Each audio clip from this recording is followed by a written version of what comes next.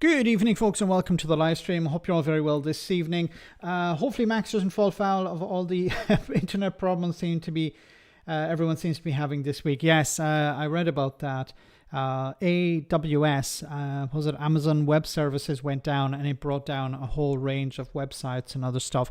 So no, I seem to be okay so far. So fingers crossed for that. So I hope everyone is well. Hope you had a nice weekend and you're ready for crazy stuff this week. So much to talk about. So let's start off with, of course, Reform UK. So I want to show you this video. This is from just after the Brexit referendum. I think maybe 2018, sorry. I want to talk about this. I want to talk about what's happening with Boris Johnson. Prince Andrew, maybe he will be downgraded from Prince Andrew to, I don't know, Lord Andrew, or maybe Sir Andrew, or maybe he'll lose all of his titles altogether and he'll be just called Andy. So I'll talk about that. Nigel Farage in Wales, so there's an interview with somebody who's planning to vote for reform. Why he's going to do that, we'll get to that later. A story that got my blood really boiling was NHS parking fines. Nancy Andrew was said. So we'll get to all of these stories as soon as we can. So let's start off with it. This is a guy who's been in the news with reforms recently. His name is Nathan Gill. Now he was a member of the Brexit Party, UKIP, and Reform even, and he was head of Reform in Wales. But he was in the news, of course, for taking bribes. He pleaded guilty in court to this, taking bribes from the Russians to ask questions on their behalf in the European Parliament. But have a listen to what he had to say around the Brexit referendum. This morning, the Centre for Welsh Studies released a research paper on a future customs union for the UK. I'm a proud member of the Centre for Welsh Studies, the only openly pro-Brexit think tank in Wales, ready to tackle the nation's most pressing issues. There's a seismic political realignment in Wales. We have seen Labour's vote share drop in its heartlands, and we saw Wales vote for Brexit. Despite these changes, and despite people in Wales voting for change, we see the same cosy Cardiff Bay cartel moaning about how bad Brexit will be for Wales. Politicians like Carwyn Jones and Leanne Wood want to ignore your Brexit vote. People all over Wales voted to leave the EU and take back controls of our laws, our money and our borders. Brexit provides a better and brighter future for Wales. There will be challenges, but the Centre for Wales is working hard to provide the solutions. This morning, the Centre for Wales released a blueprint for a future UK customs system post-Brexit.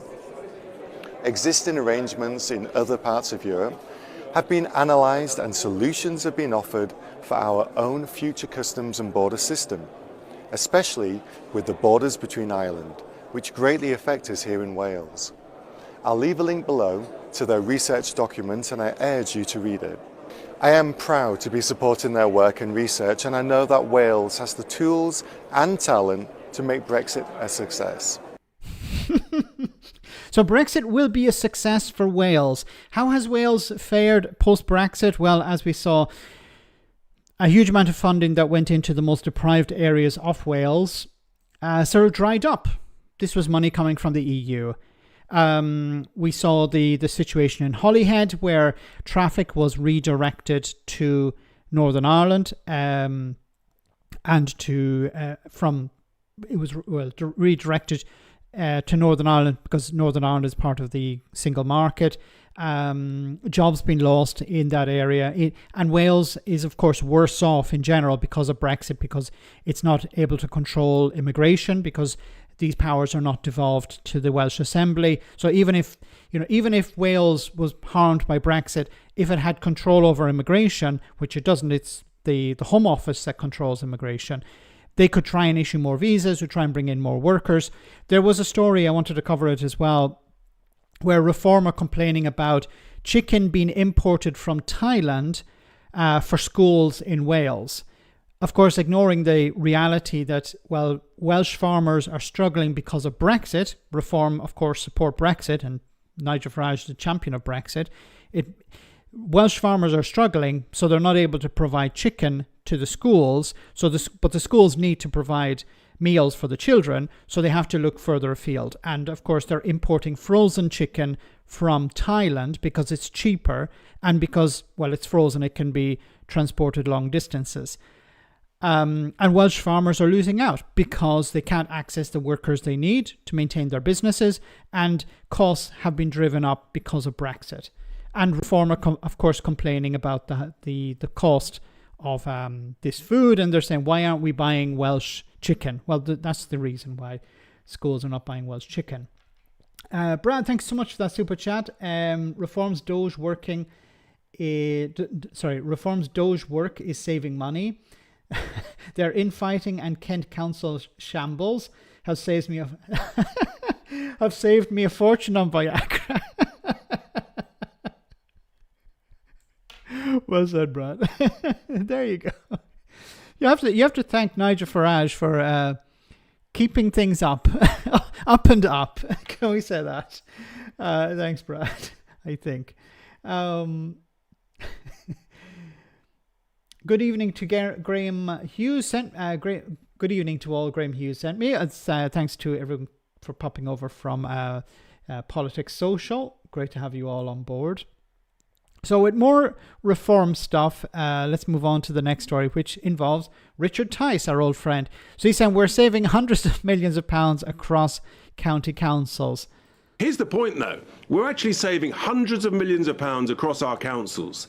Hundreds and hundreds of millions of pounds. Now, it's important to remember when reforms say they're saving, what they're in reality doing is cutting. This is the old, shenanigans when it comes to language. They won't say we're cutting public service. No, we're finding waste and we're saving. But there's a problem with that. I personally launched a sort of a review of the mismanagement and overcharging and underperformance of the local government pension schemes, identifying billions of savings. So we're working very hard. We're only a few months in. Other bumps in the road? Of course. That's the nature of it. I think people... This is the guy who called Brexit a bump in the road. People can see that we can deal with it in a clear and robust, no-nonsense manner. Okay, so as you can see here, an account you should follow if you're not already following it on social media is Reform Party UK Exposed. So he says here, or she says, coincidentally, every Reform UK council is planning to raise council tax by potentially 10%. Now, I don't know if they can actually do that, because where is the money going? I think, see, the problem with, this is a good question, Mashhood. Where is the money going? The problem is that the cost for councils is going up, but the council budgets are not going up in relation in sync with inflation or extra costs. So, for example, social care is becoming more expensive.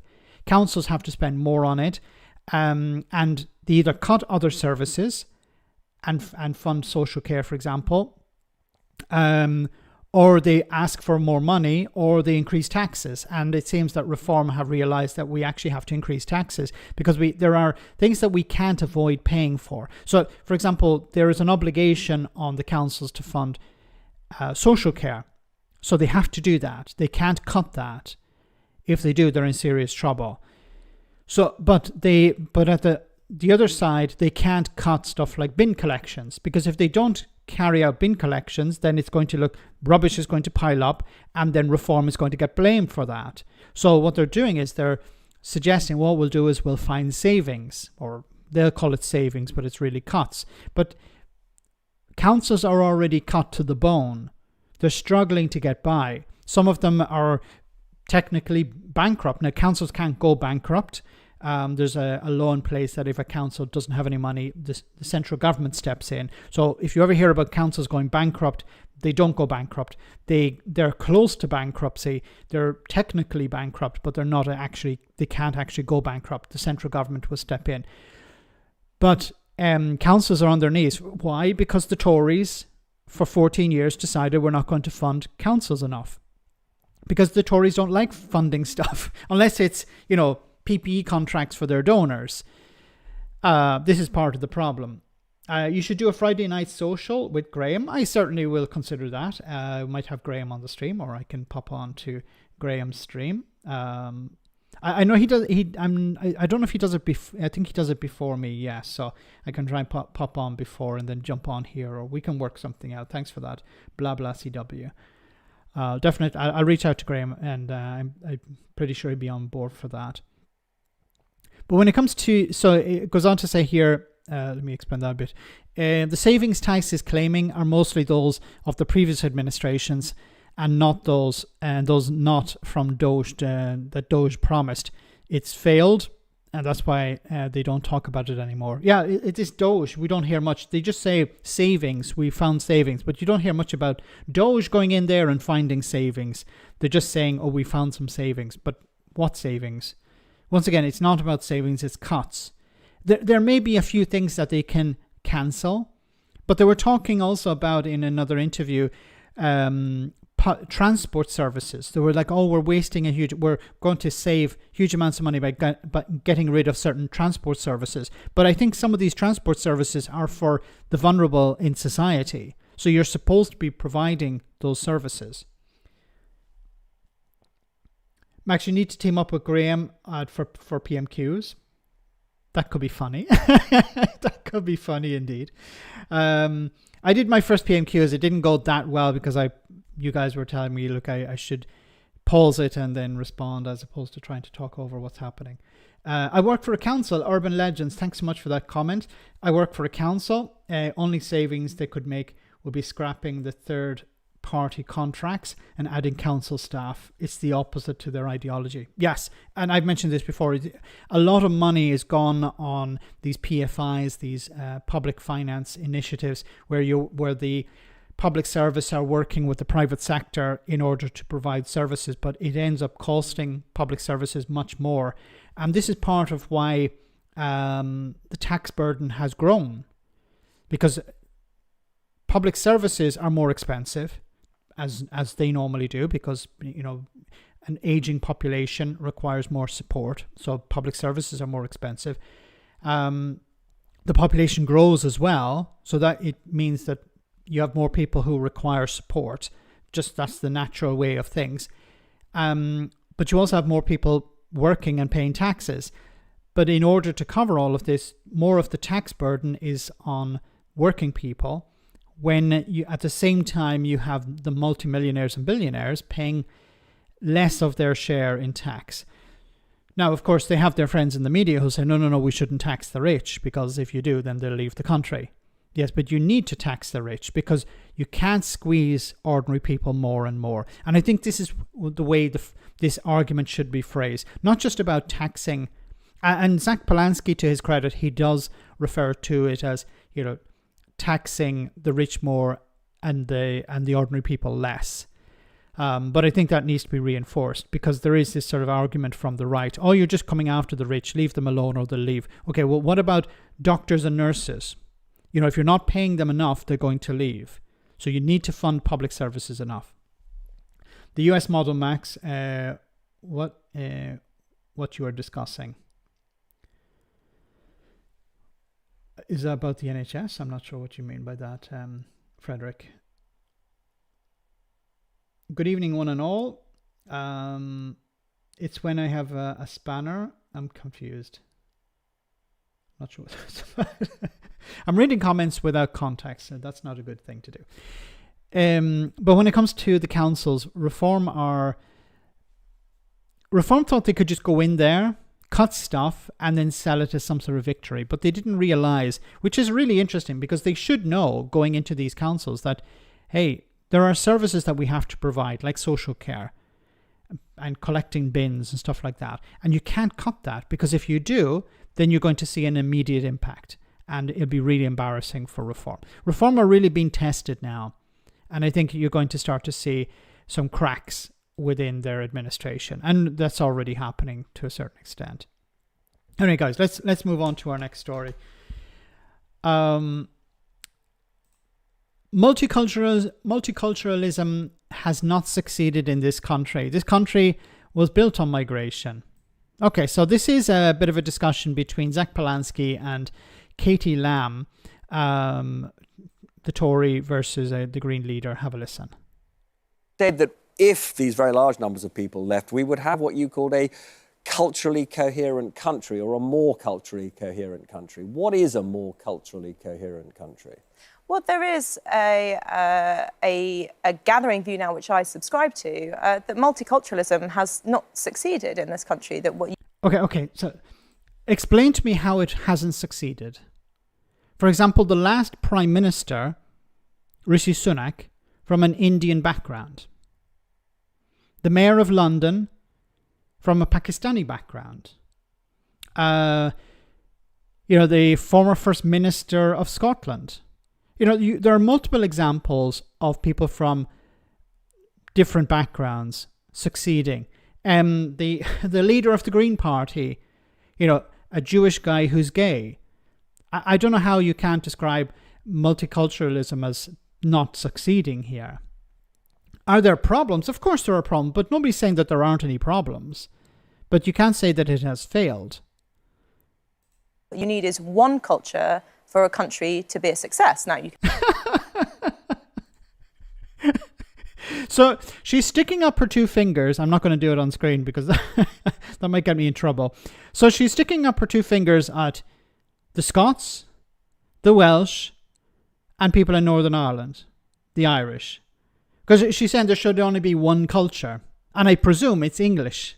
But even English isn't one culture because people in the south of England are different to people in the north of England. People in Manchester are different to people in London. Even between different towns, you have different cultures. So how can you say there's one culture? And I'd love to know what that one culture is. Like, what is, unless she's trying to use some dog whistle here, and she's talking not about culture, but maybe colour. But then even at that, you're not going to be able to get away with saying, well, there's only one colour. There should only be one colour in Britain. Because once again, how can you say that there should only be one culture? You can be a multi-ethnic culture, you can be a multi-racial culture, but you need one national culture for a people to live together in harmony and prosperity. I'm not sure you agree, do you, Zach? No, I think diversity is one of the best things about this country. This country was built on migration, and of course we should celebrate people who were born here, but also people who come here and make this their home too. And actually, I think that's part of being a patriot, is the care and compassionate approach towards others. I think that's part of being British. So what is...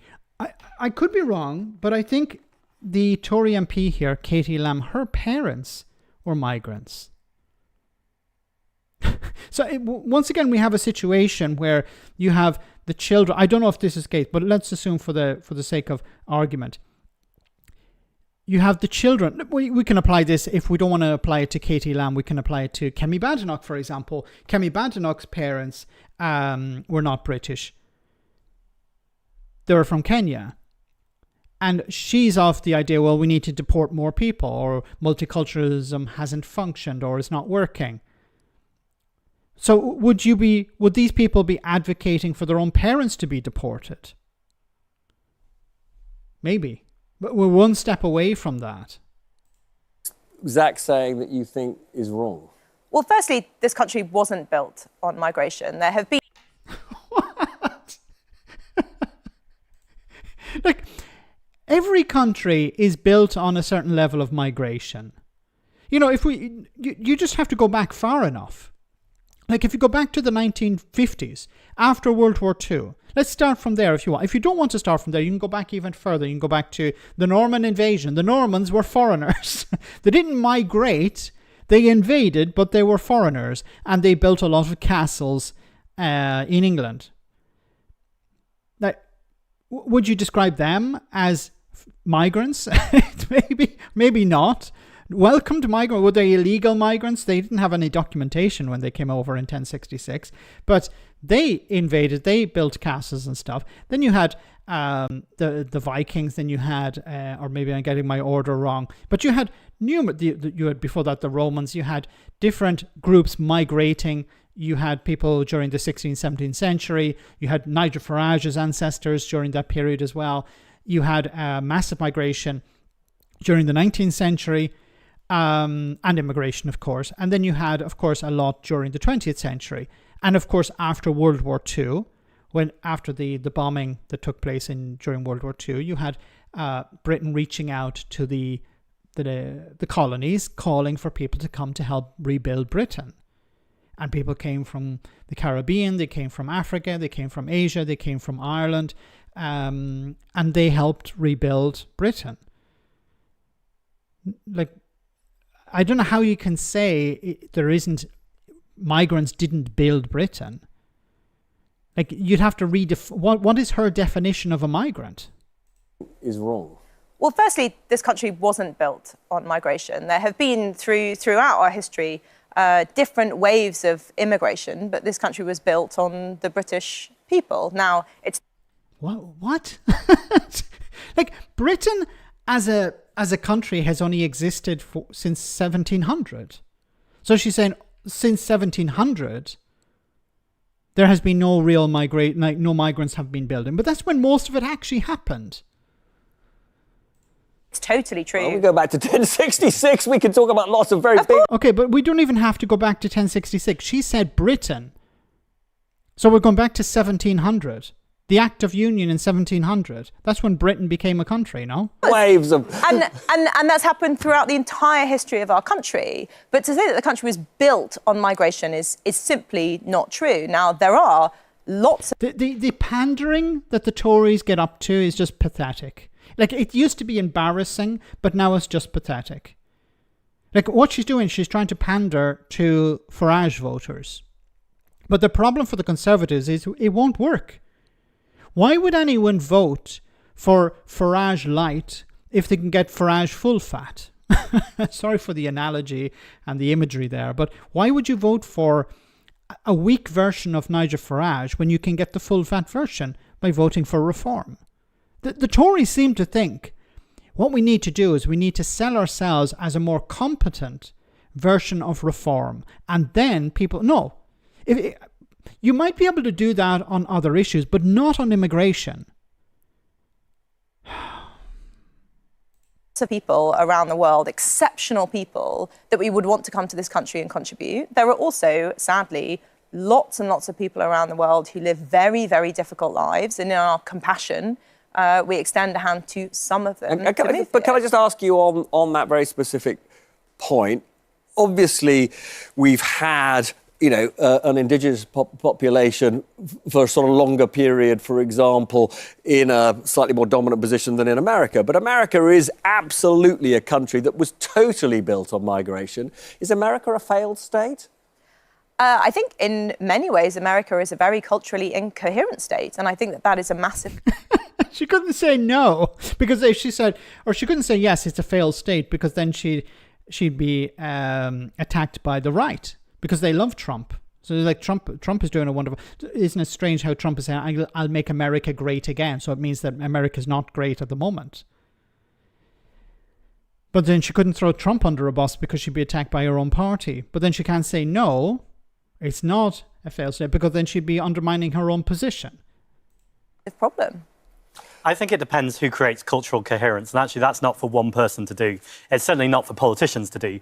That's for communities to do. We had 14 years of Conservative austerity that has destroyed integration because we don't have community centres, we don't have arts and culture, and we need to tell that collective story. It's not for politicians to create community cohesion.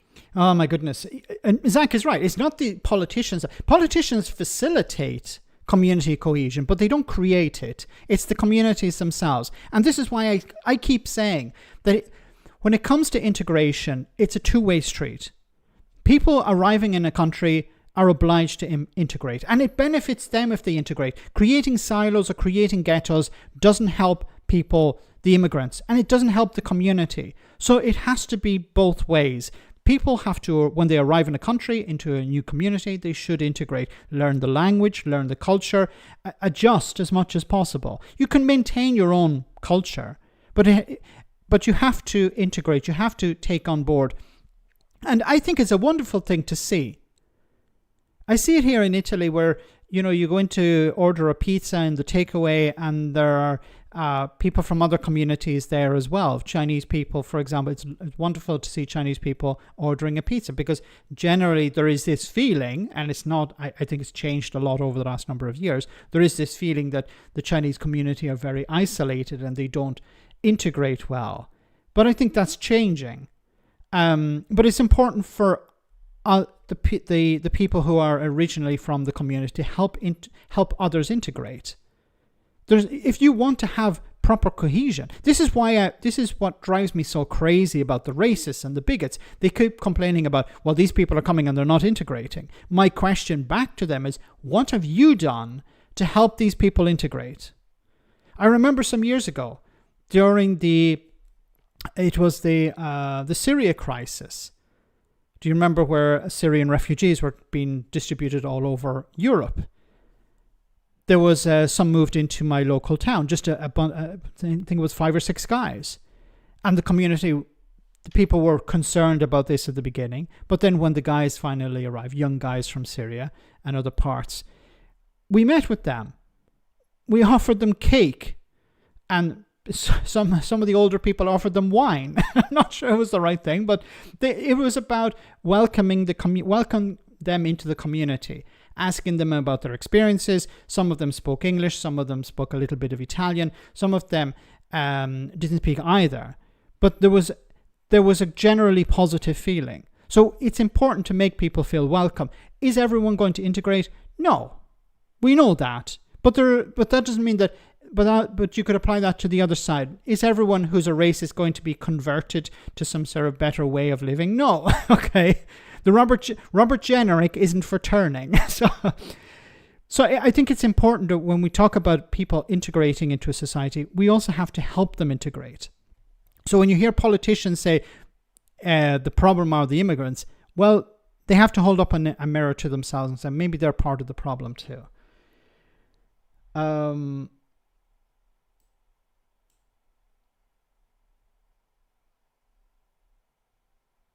Perhaps the fact-checking puppeteer is needed behind the interview sofa. I can think of some of the work puppets from days gone by that might need some work. It was a good idea, actually.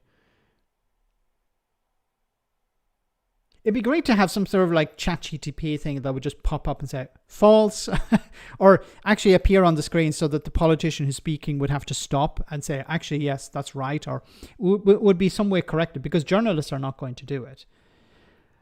Max, answer my question. Sorry, which question is that? Would you be happy seeing Scots in a pizzeria asking for pizza crunch, Max? What the hell is pizza crunch? If it's deep fried pizza, no, I don't think they'd be happy about that. Like an interview mod. Yeah, that's a good idea, actually. Anyway, guys, let's move on to our next story. So Boris Johnson, oh my goodness. Boris Johnson was facing an inquiry today. There's a part here I wanted to bring up. So it says here, Boris Johnson, let me see if you should be able to see it somewhat. Boris Johnson left in homicidal mood after exam results fiasco. So evidence from the COVID inquiry shows Boris Johnson was clearly unhappy with the Department of Education in the summer of 2020. The hearing is shown WhatsApp messages from the time between the former Prime Minister and his advisor Dominic Cummings. Johnson said he was back in checkers and in a thoroughly homicidal mood. Okay.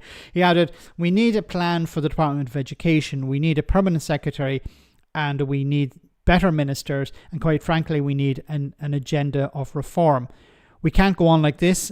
I'm thinking of going into number 10 and firing people. The chief civil servant in the Department of Education did leave their job after the exam results fiasco. But Sir Gavin Williamson kept his job as Education Secretary. But see, once again, Boris Johnson appeared before the inquiry, and he said, I take responsibility for everything.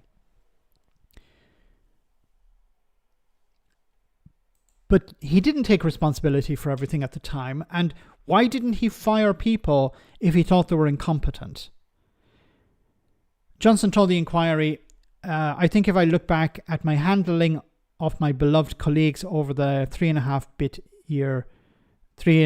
bit years I was in government, I can't think of all the sorts of changes I would have made.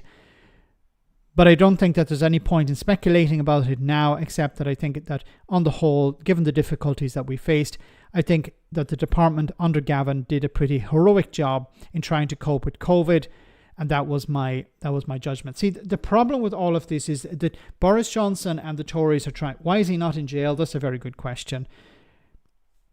A question I have for about all of this is, there was the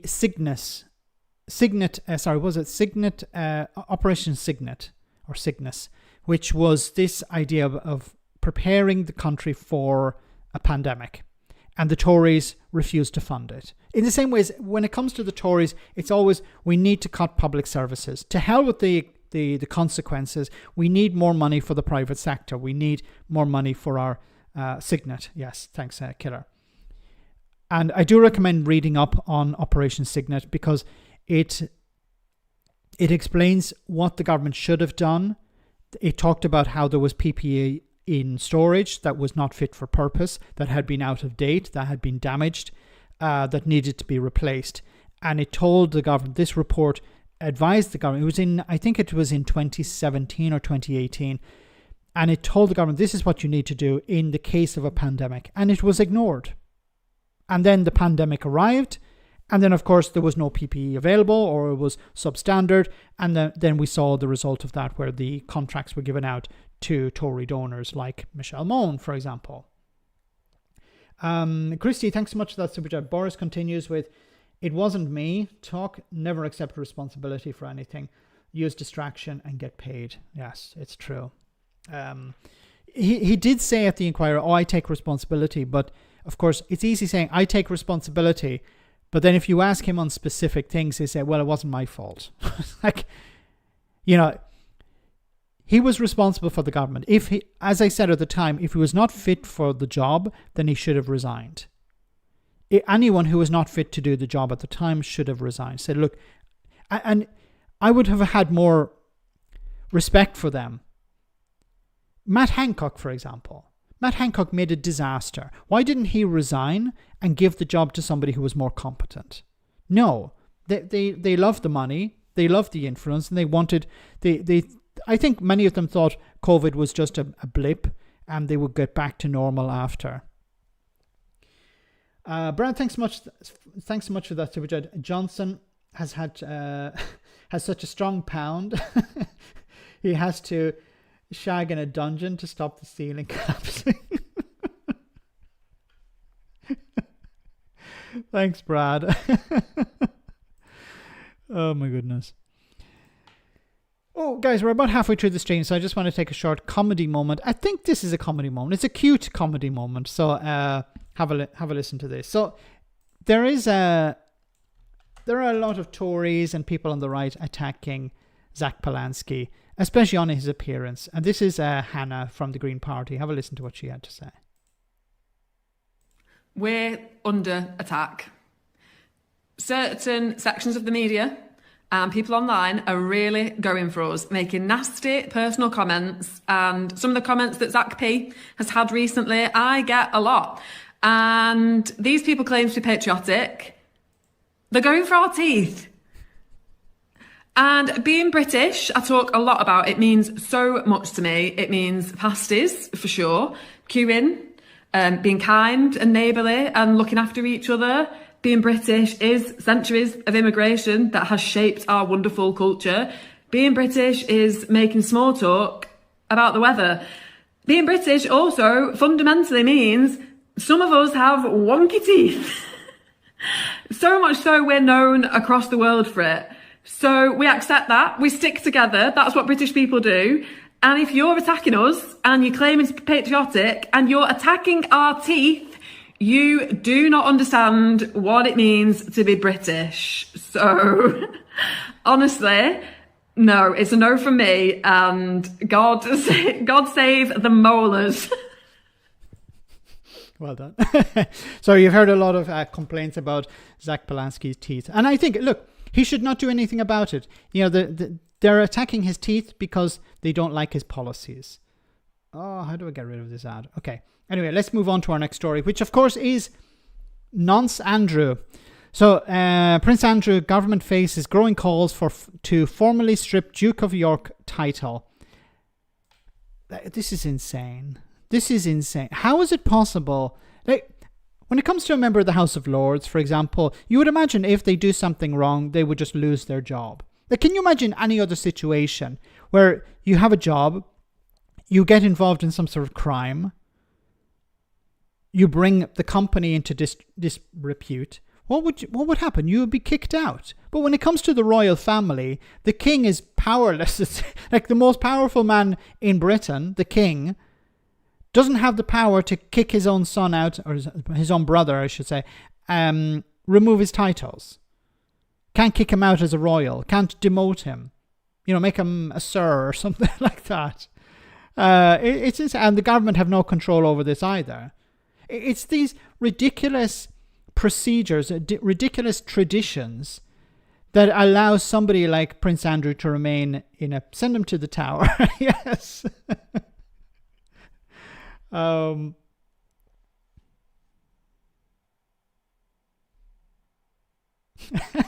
Zach Belansky can wear just boxer shorts, a Freddy Krueger striped jumper, and Dracula fangs, and it's still vote for him. But it's about the policy. It has to be about the policies. Anyway, it goes on to say here about Prince Andrew. Prince Andrew remains under scrutiny after claims in accuser Victoria Gouffet's posthumous memoir, which is released today. But the Prime Minister is reluctant to act without the input of the King. This is insane. Like, the Prime Minister wants to punish Prince Andrew, but he can't, because he needs the King on board. And why is the King not on board? The government is facing pressure to formally strip Prince Andrew of his dukedom. Andrew voluntarily gave up his titles last week, but will technically continue to hold them unless they are removed by an Act of Parliament. Rachel Maskell, the independent MP for York Central, told Sky News that 88% of her constituents don't want the Duke to carry the title bearing the name of their city. She confirmed that this is advocating for a change in the law and argued mechanisms should be in place to remove titles. God. Meanwhile, the SNP also warned new legislation must be put forward without any excuses and any further delay. The SNP Westminster leader, Stephen Flynn, said the public knows that this is the right thing to do. And even more importantly, the victims at the heart of the Epstein scandal know that it's the right thing to do. Those implicated in the Epstein scandal have been able to escape justice because they have been hidden behind their power and privilege. Yeah, it's insane. He should be stripped of these titles. Like, what? It requires an act of union. An act of union is a significant piece of legislation, but it's insane that it requires an act of union. Brad, thanks so much for that super chat. Andrew's Lodge cost £5 million to refurbish, or to put it another way, that's how much fitting it with air conditioning cost. No more sweat. Thanks for that, Brad. I think.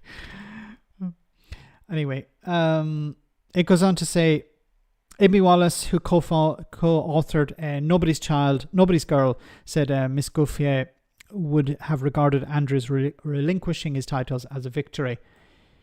She told BBC Newsnight Victoria wanted all the men who she'd been trafficked to against her will to be held to account, and this is just one of those men. But even though he continues to deny it, his life is being eroded because of his past behaviour, and it should be. My goodness, he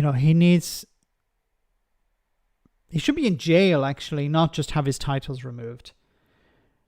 Royals are guilty, they all know, even the Queen. Yeah, she helped pay off this the individual involved. Redeem yourself, Andrew. Land Trump in the shitter of yes. All would be forgiven.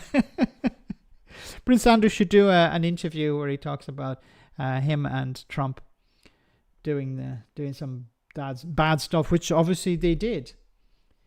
Andrew has found new work in Labour's communication team. I heard he's working pro bono.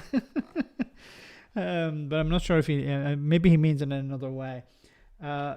He'd be really sweating in prison.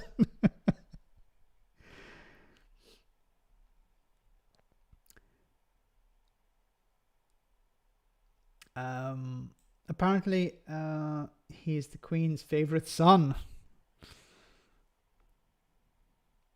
When I was watching, I didn't watch a lot of it, but I watched some of The Crown, and I noticed Andrew appeared very, very briefly.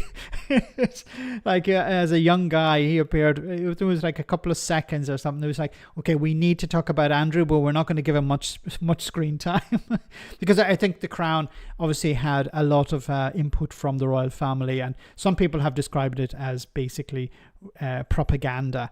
I think so. The first season, I don't want to go off on a tangent here, but the first season, I think it was quite good. It portrayed Elizabeth as more human, but I think the further it went on, you could sort of see, and look, I haven't seen the later seasons, but I remember I was watching out for Andrew.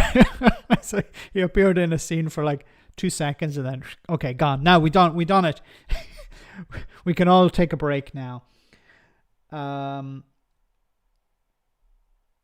Suzanne, imagine what the others did then. Yes. He has a miserable face for a very wealthy man who can literally get away with anything, doesn't he? He certainly does. He always looks very angry. Yes. Anyway, that's enough of Prince Andrew. Let's move on because time is of the essence. I wanted to show you this clip from Wales. So there's a by-election coming up in Wales, and a brilliant journalist called Will Hayward interviewed some of the people. One of them appeared in a video I put out today. This is another guy who said he's going to vote for Nigel Farage. Are you going to vote in the by-election? Absolutely. Who are you going to vote for? Oh, I don't like to say, but it's the guy with a big smile and his name begins with F. That's you're going to have to be more specific. Mr. Farage. Okay, Nigel Farage is not running in the by-election. Anyway. So Mr. Farage isn't standing himself, but Reform are standing here, so you're voting for Reform. I'll vote for him then. What do you like about them? Reform. Yeah. Absolutely, Reform. What policies do you like about them? Does he have a hearing problem? He's sorting things out, isn't he? He promises to sort things out. So he has sorted things out. Oh, wait a minute. No, he is going to sort things out. Which is it? Like, I'm voting for Reform because they've sorted things out. And then, no, actually, they're going to sort... What are they going to sort out?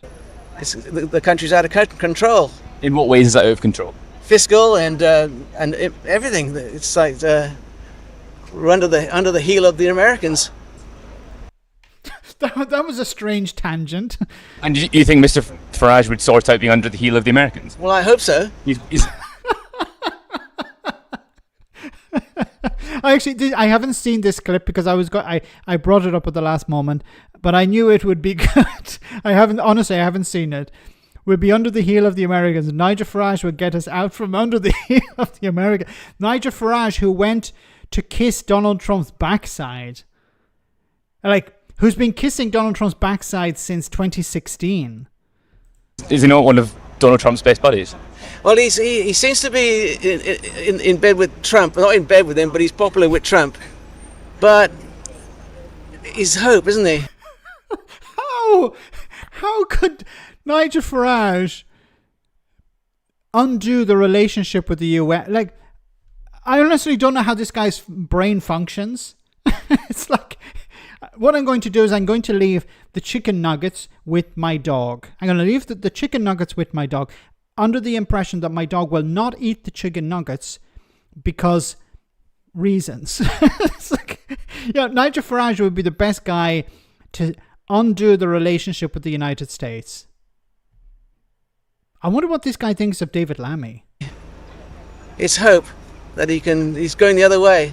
and not conforming with what the other guys seem to be kowtowing to them and they. What do I think of what? Clyde. I don't think an awful lot. All I think about is Mr. Farage. Well, I have a feeling that this guy thinks about Mr. Farage in many different ways. And what he's going to do for us, I hope. Excellent. Is there anything else you'd like to add? What can I say? What can I say? It's patriotic. I hope the Union stays together, like the Union in Great Britain, and we remember our heritage. Which heritage is that? Our Protestant reserve.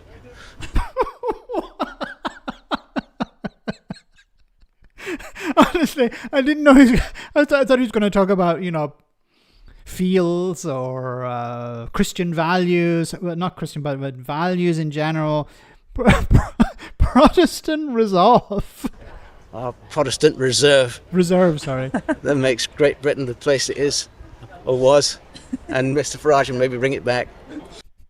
Okay. Why do we...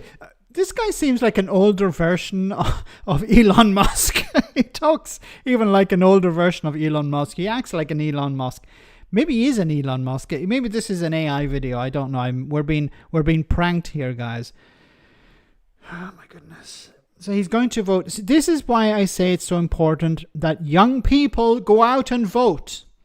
Because if you don't vote, you can be sure this guy will vote. So it's important that if you're thinking, I can't really be bothered voting, I'll just skip it this time, or if the weather's bad, I prefer to stay in by the fire. No, you have to go out and vote, because you can be guaranteed that this dude, Elon Musk, will vote. Okay, so don't let Elon Musk decide the election. You should decide the election. Of course, this is the by-election that's coming up very soon at the end of this month. And there's a risk that Reform will win the seat. Now, there's an opportunity to deny Reform this, and I think it could take some of the wind out of their sails. They're really hoping to win big in the Welsh Senate elections next year, the Assembly elections. And Reform have said, there are people in Reform who said that they would like to get rid of the Welsh Assembly. So they want to win seats there, but at the same time, they want to get rid of it. They would want to concentrate power in Westminster. They would, of course, get rid of the Scottish Parliament if they could. I think it's Bob Mortimer. Bob Mortimer character. For anyone who doesn't know, do a quick search on Bob Mortimer. Thanks, Urban Legends. Yes, he definitely go back to him. Yeah, definitely. I see the resemblance there. For our younger viewers, it's more like an Elon Musk, I think.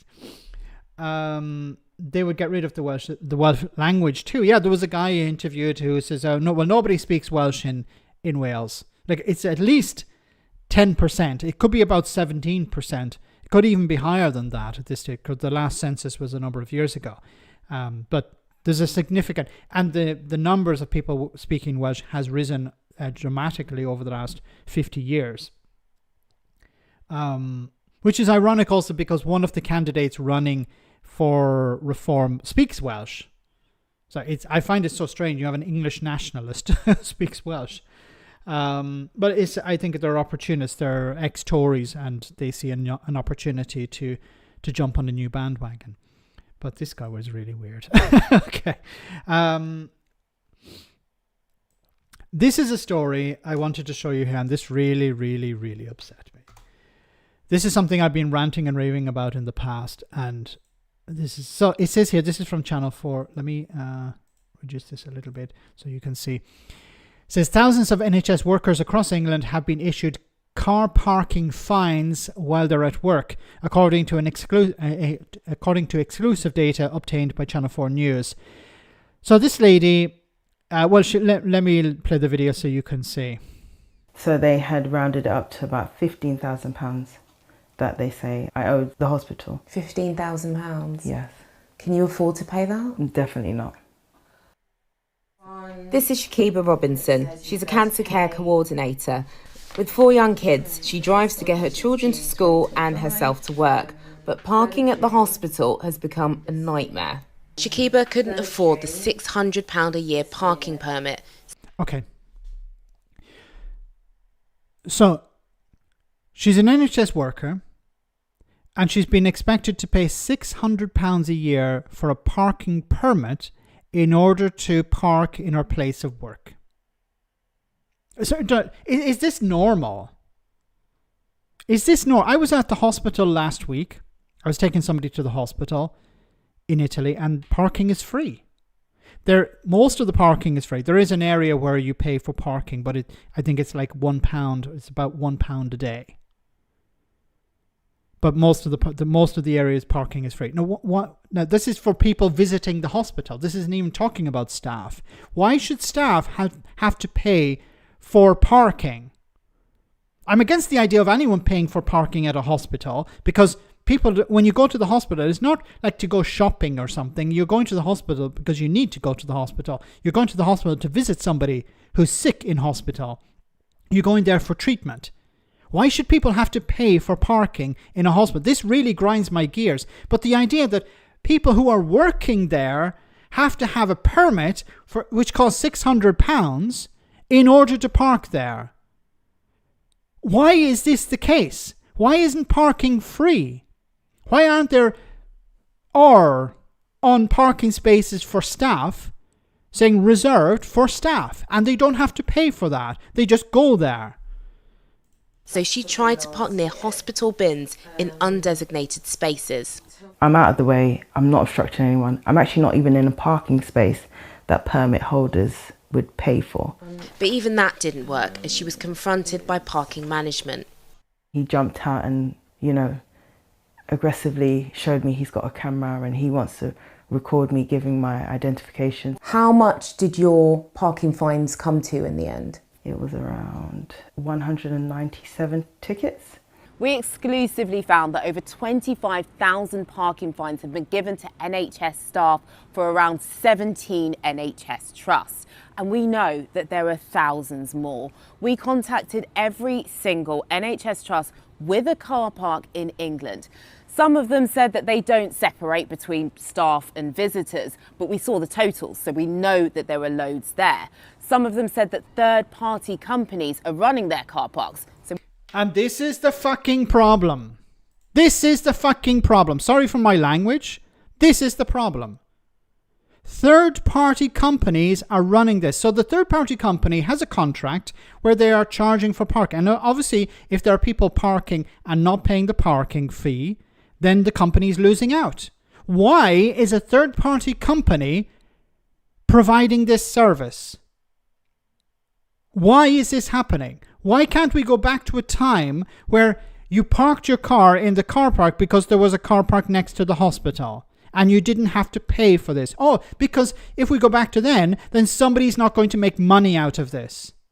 Making money out of sick people, making money out of people who work in the NHS. This is beyond insane. We couldn't get those figures. Like, what is the actual justification? I would love for somebody to give me the justification for a private company to operate a parking system at a hospital. Like, this is not the same as private parking at a supermarket or private parking in a private area or around a business. We're talking about a fucking hospital. Why do you have to pay for parking at a hospital? But we know that thousands of fines are being given to NHS staff. Scotland, Wales, they don't have this problem because they have free parking. If Scotland and Wales don't have fees for parking, why is that the case? Why is it in England that you have to pay for parking?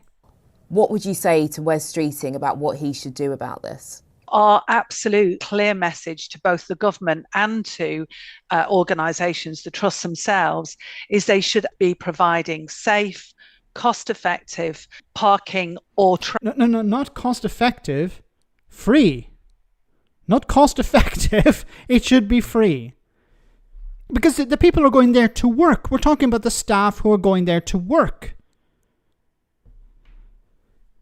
Travel means so that everyone can get to work without worry and without actually it costing them an extortionate amount.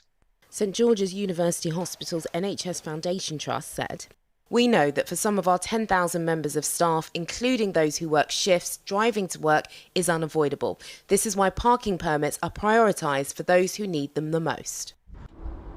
As parking tickets... Then just give them for free. Give the parking permit for free. Like, if you don't want to eliminate the parking cost altogether.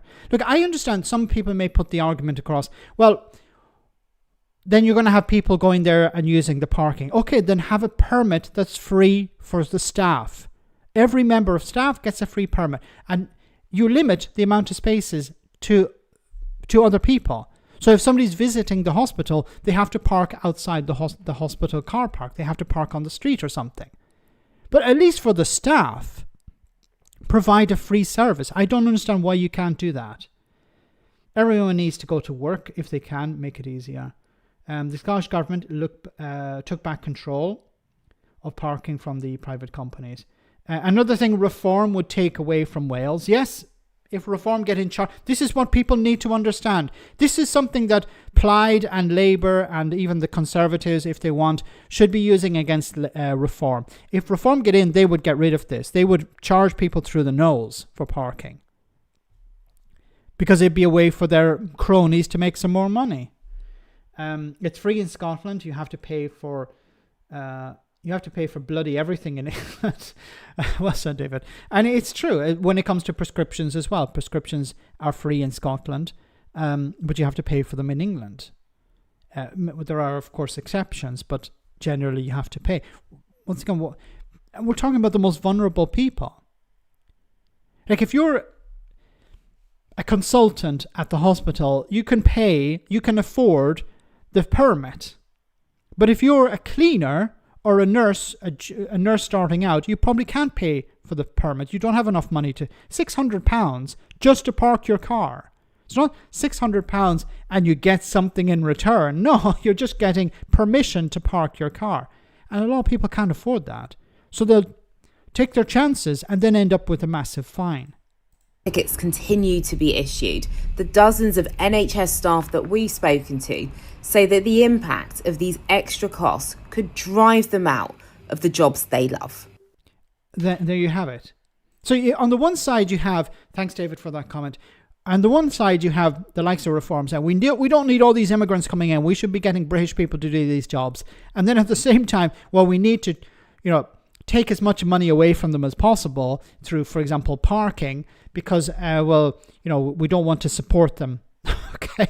And what we're going to do is we're going to make their lives so difficult that they're going to quit.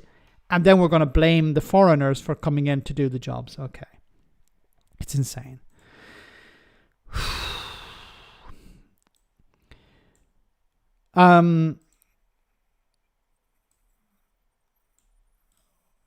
Next story. I want to cover one or two more stories before we finish for tonight, guys. Government to allow early release of thousands of rapists and violent criminals, Tories claim in sentencing row. So the Tories, who have refused to build enough prisons and hire enough prison officers and fund those prisons and police officers, are now complaining that the government are going to have to release people. The government will allow thousands of rapists, child sex offenders and other violent criminals to be released early from prison, the Conservatives claim, as a row over sentencing law reforms erupted. Ahead of MPs debating the sentencing bill introduced to tackle the growing prison population on Tuesday, the Tories accused Labour of favouring criminals over victims and said the government's approach is a betrayal of victims. Once again, the Tories who created this problem are now sitting on the sidelines going, you're doing it wrong. Yeah, we created this problem, but you have to fix it. And if you're trying to fix it, we're going to try and undermine your attempts to fix it by criticising you for using whatever tools you have to fix it. But Labour accused the Conservatives of rank hypocrisy over prison overcrowding and the previous government's early release policies. The bill will restrict... This was so ironic because we had Robert Jenrick there the other day talking, holding up video game controllers and sweets and saying, can you imagine criminals like, and then he gave some examples, are getting to play PlayStations and they're able to eat sweets in their prison cells. This is absolutely disgraceful. Of course, ignoring the point that it was Tories that changed the law in order to allow this to happen. Now, I'm an advocate of giving people stuff in prison to keep them from rioting, okay? Because riots are not a good thing. Riots are not good for the prison officers, they're not good for the prisons, they're not good for the prisoners, and they can also be quite expensive. So it's better to give them maybe a PlayStation to play with to keep them calm so that they don't get too bored. Because bored people in prison, as we know, the devil makes work for idle hands. So sometimes it's good to have the prisoners do stuff. When we keep hearing about, oh, they have TVs and they have this and they have that. Yes, this is in order to stop people from rioting. Okay? Can you imagine yourself, when you get bored, when you're bored, if you're able to, many people go for a walk or they watch TV or they read a book or something. Imagine if you didn't have any of those things. What would you do after a while? Okay, I'm not justifying what these people did, and I understand the idea that we want to punish terrible people, but taking away their freedom, I think, is a massive punishment. The idea that I can no longer, someone who's in prison for life, this is why I'm against the death penalty, actually. It's a much more severe punishment to take away somebody's freedom for the rest of their life. They'll look out a window and they'll never be able to go walk in the park. They'll never be able to meet with their friends down the pub. They'll never be able to go and have a takeaway. They'll never be able to go and visit a museum or go on a boat on a lake. None of these things. They'll never be able to visit other cities. All of these freedoms are taken away. I think that's worse than the death penalty. This is my personal opinion. So whenever I hear about how, somebody who's murdered a family or whatever, and they were given a life imprisonment over execution in America, I think it's actually better because they have a whole number of years sitting in a place where they may have TVs, they may have PlayStations, they may have all these things, but their freedom has been taken away. They can't walk out the door. They can't go and have a coffee down the street that most people can do, unless, you have mobility issues, but that's a separate thing. But most people, if you're stressed or whatever, you can get out the door, go for a walk in the park or in a field or somewhere and be free. If you're in prison, you can't do that. It's not luxurious accommodation, trust me. No, and the condition of prisons at the moment is Victorian. We hear about rat infestations and lice and all sorts of things. Prisons unsanitized, and a lot of them are crumbling as well because they haven't received sufficient funding to do repairs, never mind to rebuild the prisons. So the Tories, of course, are trying to score political points there. Talking about crumbling buildings, this is a story that hasn't got a lot of traction. I don't know why, but Donald Trump is destroying the White House, quite literally, not just metaphorically, but quite literally. It says this is from yesterday, the White House has begun demolishing portions of the East Wing of the White House to build Trump's $250 million ballroom, despite earlier claims that it wouldn't interfere with the existing White House structure. There you have it. If you're in any other part of the world, you need a permit to fill up a window. Donald Trump can destroy an historical building and get away with it. Yeah, it's a historical building. How did that get approved? How did it get approved? Donald Trump's cronies said, yeah, you can destroy the White House. Donald Trump could bulldoze the entire White House and turn it into some sort of golden dome, and MAGA would be like, yeah, that's better than what was there before. And the Democrats would be like, what we're going to do is we're going to send a strongly worded letter to Donald Trump asking him to refrain from doing this. That's what the Democrats would do. And MAGA would cheer it on, and ordinary people would be losing their shit, and rightly so. think about any other historical building. You wouldn't be allowed to. You're not allowed to put solar panels on most historical buildings. Although I would support the idea of maybe putting them on the back at least. Because it creates it's green energy. It's renewable energy. But I understand many people say, look, you can't put solar panels on a historical building. And here is Donald Trump destroying an historical building, the most iconic building in the United States. Somewhere in the rubble. The Epstein files.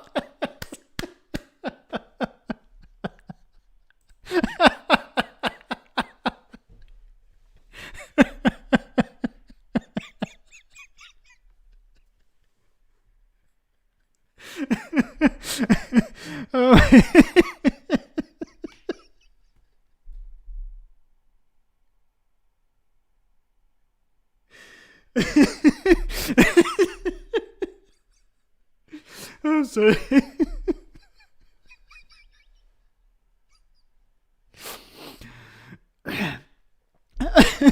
Oh my goodness.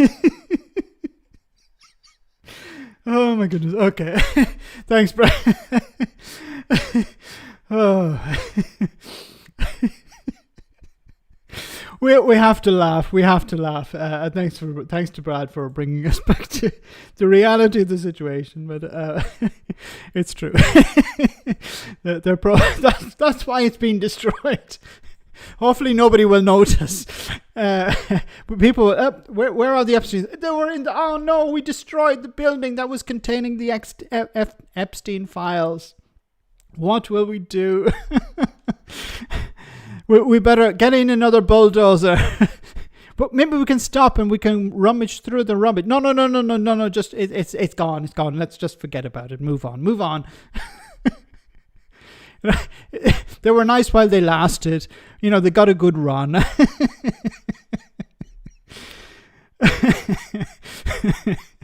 Oh my goodness. We have to laugh, otherwise we cry. And it's wonderful that we have Brad around to keep our spirits up. Thanks so much, Brad. You do more. You do more than you could ever imagine. So guys, just on that topic, of course, and the topic of Prince Andrew, I want to finish for tonight. So thanks so much to everyone for coming on tonight. Thanks to everyone who sent a super chat, especially Brad. Thank you so much, Brad. As always, you rock. Thanks to everyone else as well. Thanks to the moderator for doing a wonderful job as always. I'll be on the post stream chat after this, and we'll talk a bit more about what's going on. And of course, I will be back again on Friday night at same bat time, same bat channel. But before we go, I hope you enjoyed this one for the road. It's a good one.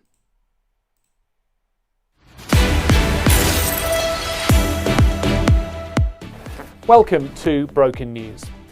The British public and people the world over have been urged to forgive Prince Andrew. The eighth in line to the British throne has faced years of criticism from some who've called him a condescendingly pompous waste of space with no discernible talent, a dead-eyed jowly ball bag who repeatedly rinsed the royal purse with his love of lavish international fuck parties, and a humorless gibbon who claims he slipped and accidentally fell into a child sex trafficking ring with his pants down. Our reporter has more. The favourite son of Queen Elizabeth II has faced a barrage of abuse over the years. But now the Prince Andrew Exoneration Development Office, which has been set up specifically to reintroduce Andrew to royal duties, says, come on, who among us hasn't been bezies with a billionaire sex trafficker or invited Harvey Weinstein to their teenage daughter's birthday party? Critics claim that if he was literally anyone else, the Duke of Pork and highborn clammy manatee might have actually had to go to court after no fewer than 3 allegations of sexual assault. Mercifully, he got the cash monnaie from Mumsy to avoid that inconvenience so that he could get back to doing what he does best, which is...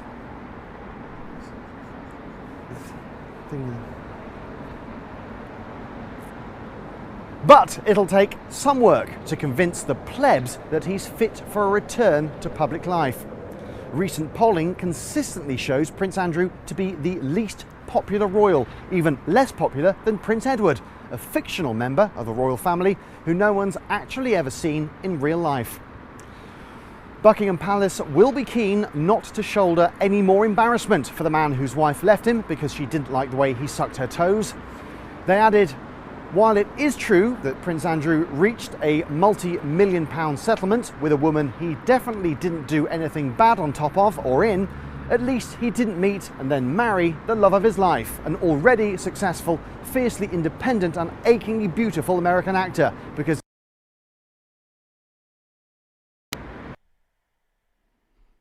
back to you. What a lovely story. That's all from Broken News. You're up to date. Oh, guys, thank you so much for that super chat. Christy, thank you so much for that right at the end. So have a great week, guys. I'll see you on Friday, same bad time, same bad channel. Stay safe, take care, and good night.